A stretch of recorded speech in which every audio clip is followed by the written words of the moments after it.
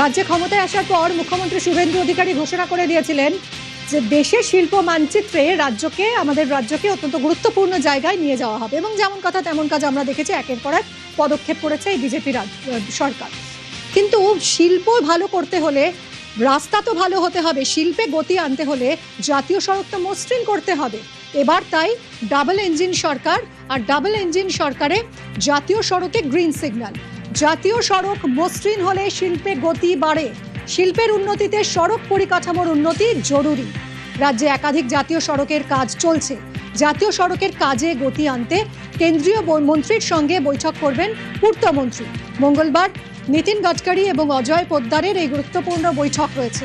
তৃণমূল সরকারের আমলে জমি পেতে সমস্যা হওয়ায় এই কাজ করা যায়নি, কিন্তু এখন ডাবল ইঞ্জিন সরকার, এখন তরতরিয়ে কাজ এগোবে এমনটাই মনে করা হচ্ছে।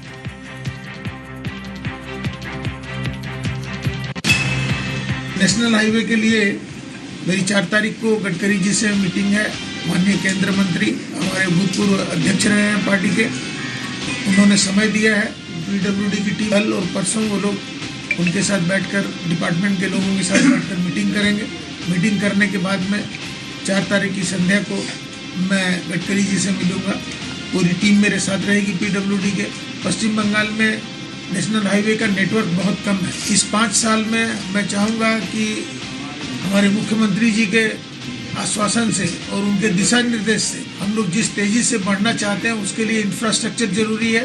उस इंफ्रास्ट्रक्चर के लिए नेशनल हाईवे जरूरी है। भय मुक्त बंगाल उन्होंने किया है, उसके लिए इंफ्रास्ट्रक्चर के लिए हाईवे की सबसे ज़्यादा ज़रूरत है, जिसके लिए माननीय गडकरी जी के पास हम लोग जाकर बंगाल का आवेदन रखेंगे और मल्टीपल टाइम्स जाएंगे। ये बंगाल के हम लोग जिस तरह यूपी में अब हाईवे का नेटवर्क हो गया है, पश्चिम बंगाल को भी हम लोग हाईवे के नेटवर्क से। অতীতেও দেখতে পাওয়া গিয়েছে নীতিন গডকরি রাজ্য সরকারের কাছে জাতীয় সড়ক নিয়ে সমস্ত ধরনের সাহায্য করতে তিনি এবং তার দল প্রস্তুত বলে বারবার ধরে উল্লেখ করেছিলেন। কিন্তু জাতীয় সড়কের তরফ থেকে আধিকারিকরা বারবার রাজ্য সরকারের সঙ্গে আলোচনা করলেও জমি সহ একাধিক জটিলতা কাটিয়ে তুলতে পারা যায়নি। কিন্তু সরকার বদলের পর ডাবল ইঞ্জিনের গতি এবার জাতীয় সড়কেও পড়তে চলেছে। নীতিন গডকরির সঙ্গে রাজ্যের তরফ থেকে পূর্তমন্ত্রীর যে বৈঠক হতে চলেছে, সেখানে রাজ্যে চলতে থাকা জাতীয় সড়কের প্রকল্পগুলির কাজ যাতে দ্রুত গতিতে শেষ করার জন্য অর্থ কোনো বাধা না হয়, সে ব্যাপারে যেমন রাজ্যের তরফ থেকে আবেদন থাকবে, ঠিক একই রকমভাবে একাধিক গুরুত্বপূর্ণ জায়গায় রেল লাইনের ওপর বা নদীর ওপরে যে সেতুগুলি তৈরি করতে হবে, সে ব্যাপারেও যাতে কেন্দ্রের তরফ থেকে দ্রুত ছাড়পত্র চলে আসে, সেই চেষ্টাও রাজ্য সরকার করছে।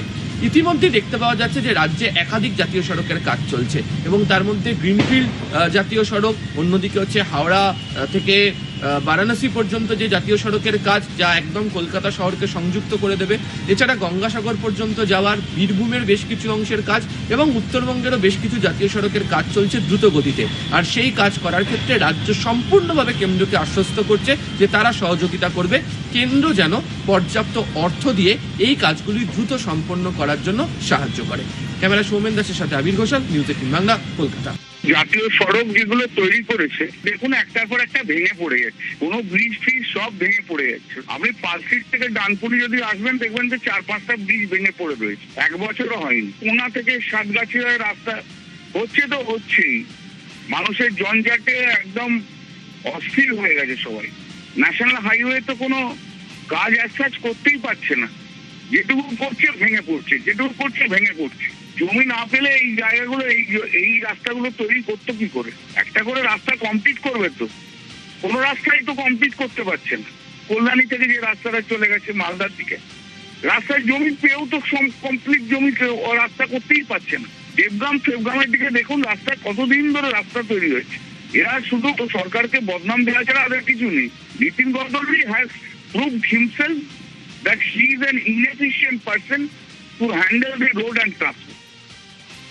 লজিস্টিক সাপোর্ট ছাড়া কোথাও কোনো শিল্প কেন, কোনো বসতি, কোনো কিছুই গড়ে উঠতে পারে না যদি সেখানে লজিস্টিক্যাল সাপোর্ট না থাকে। আপনার নিয়ারেস্ট এরিয়ায় যদি ট্রান্সপোর্টেশন ব্যবস্থা না থাকে, রেলওয়ে নিয়ারেস্ট এরিয়ায় যদি এয়ারপোর্ট বা হাইওয়ে যদি না থাকে, তার আশেপাশে যদি না হয়, তাহলে কোনো কিছুই বাজার গড়ে উঠতে পারে না। আর রইল বাকি কল্যাণ ব্যানার্জি, তিনি বলছেন যে তারা জমি দিয়েছিলেন, কেন্দ্রীয় সরকার, ভারত সরকার এই জমি নেয়নি বা কাজ করেনি। এই জমি অধিগ্রহণটা কোনো ইস্যু নয়, সরকার তখন চাইনি।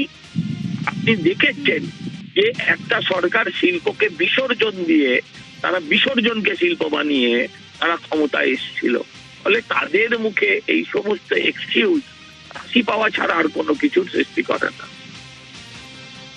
বাংলা যদি ইনফ্রাস্ট্রাকচার ঠিক না হয়, কোনো ইন্ডাস্ট্রি আসবে না, ইন্ডাস্ট্রি না এলে চাকরি হবে না, মানুষ যাতায়াত করতে অসুবিধা হচ্ছিল, বড় বড় ট্রাকগুলো আসতে পারছে না, তো সব তো ব্যবস্থা করতে হবে না।